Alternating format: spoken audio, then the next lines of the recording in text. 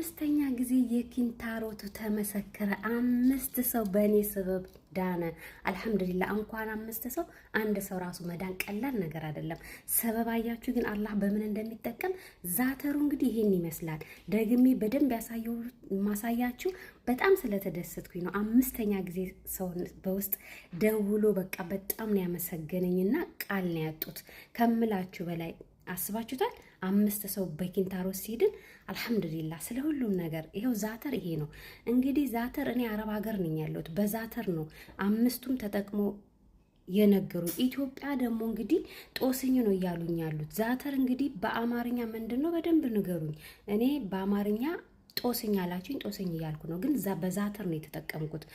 አንድ ነጭ ሽንኩርት ሙሉውን እንጠቀማለን። እንልጥና እንቀቅለዋለን። በደንብ ከበሰባለ በኋላ እንፈጨዋለን በመፍጫ ከሌለም በሹካ።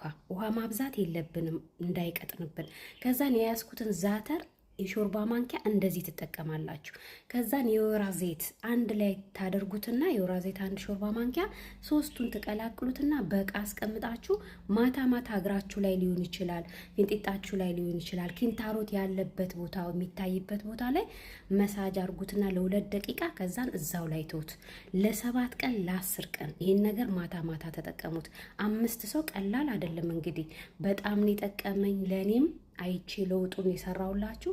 እኔም እንደዛ ነበረብኝ፣ በዚህ ነው የጠፋልኝ። 5 ሰው ደግሞ መስክሮ ቀላል አይደለምና ወንዶችም ሴቶችም በዚህ የምትሰቃዩት ይሄን ነገር በደንብ ተጠቀሙት። ሼር ኮፒ ሊንክ አድርጉ፣ ለ1 ሰው ይጠቅማል።